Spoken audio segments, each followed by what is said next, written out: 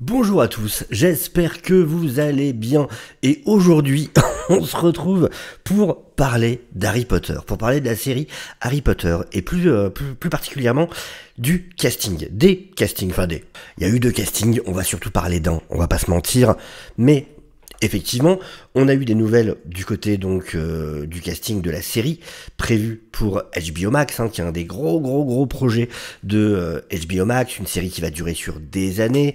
Chaque saison sera un livre. Normalement, on nous avait dit que cette série serait bien plus fidèle aux livres que ne l'avaient été les films. On a donc eu hier deux nouveaux castings pour la série. On n'a pas encore les protagonistes, vraiment Harry, Hermione, Ron, mais on a eu deux personnages très importants.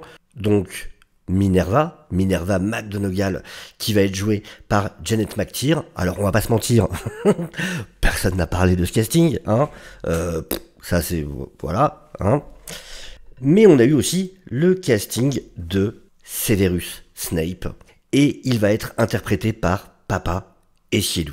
Et c'est bien évidemment lui qui a beaucoup fait parler. On se demande pourquoi. Je dois avouer que mon avis sur la question a évolué. Mon avis sur la question a évolué, pas pour les raisons que vous imaginez. Je vais vous expliquer un peu ça, on va développer. À la base, quand j'ai vu ce casting, je me suis dit, ok, cool.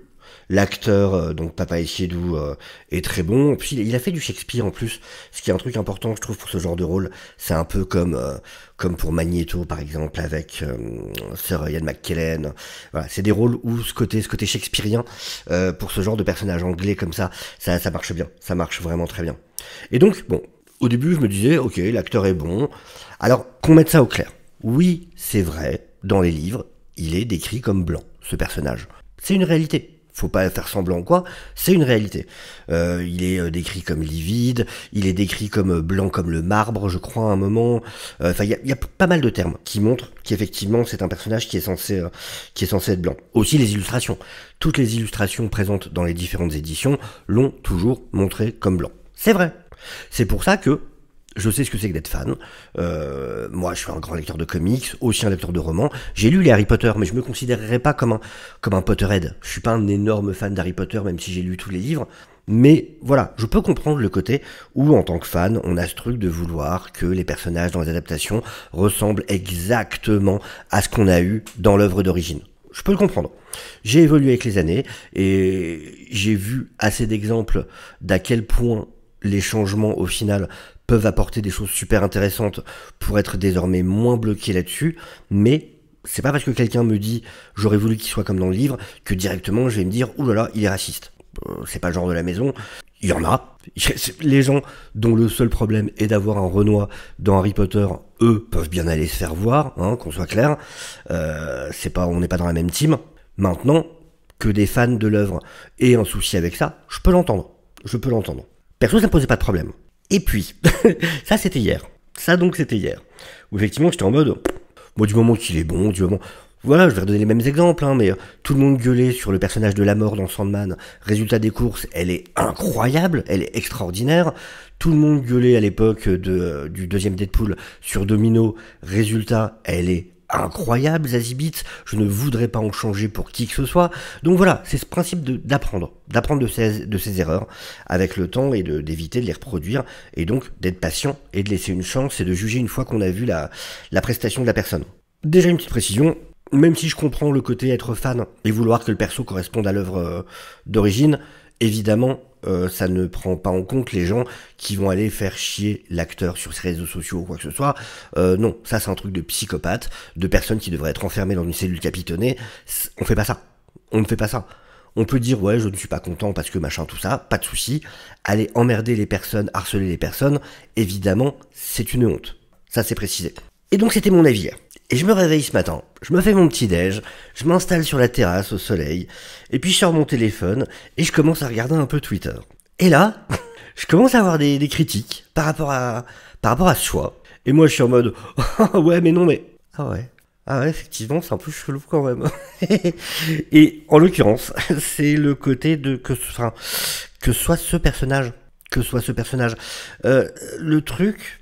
Alors, il y a déjà un petit souci que j'ai qui est pas qui peut facilement, comment dire, être réparé, c'est que, bah, pour le coup, Papa Essiedu, là où Severus Snape, c'est voilà cette espèce de, en gros c'est vraiment l'équivalent de à l'époque dans les 90s du nerd que tout le monde bully à l'école et qui avait ce truc de voilà il a un physique, il a un certain physique et tout, les cheveux sales, il a pas une bonne hygiène et tout.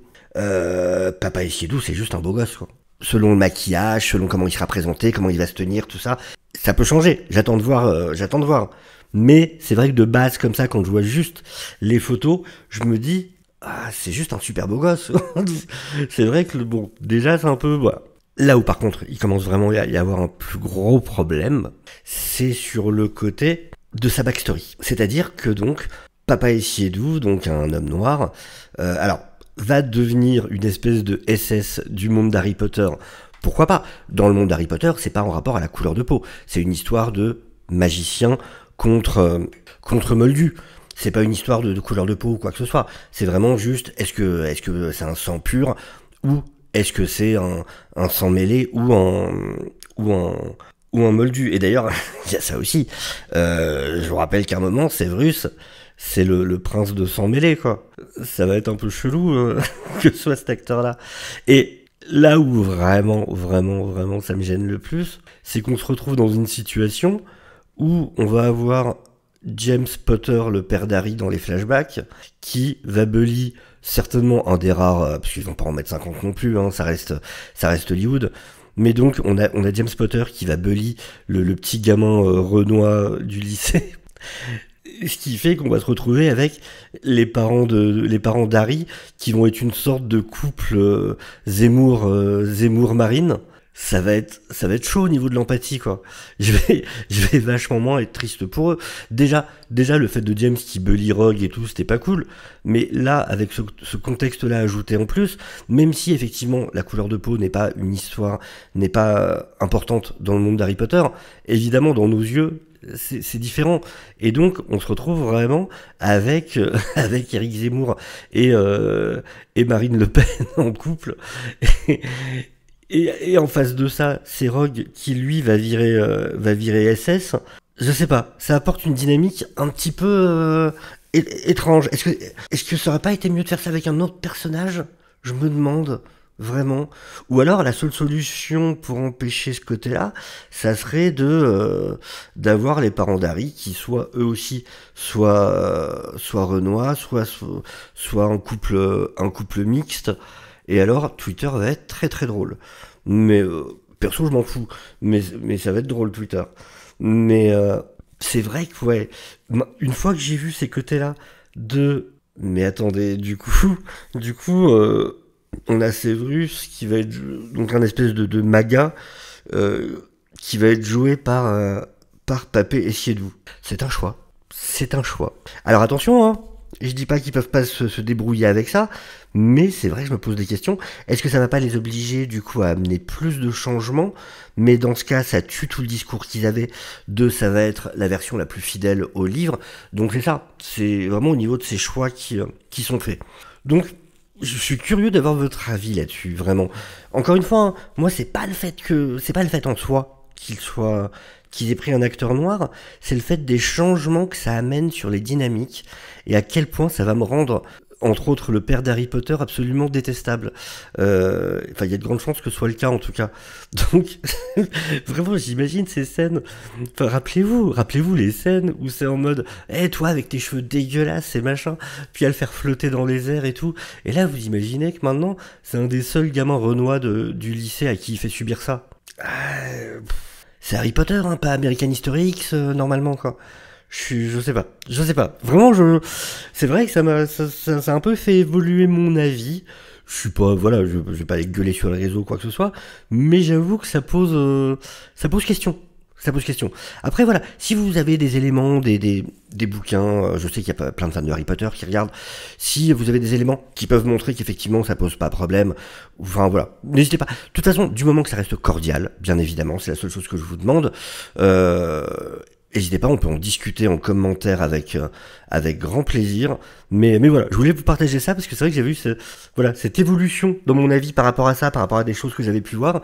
Et du coup, je serais assez curieux d'avoir votre avis à vous. Ça m'intéresse beaucoup. Voilà. Sur ce, bien évidemment, n'hésitez pas à vous abonner, ça ferait très plaisir. N'hésitez pas à liker la vidéo, ça aide toujours énormément.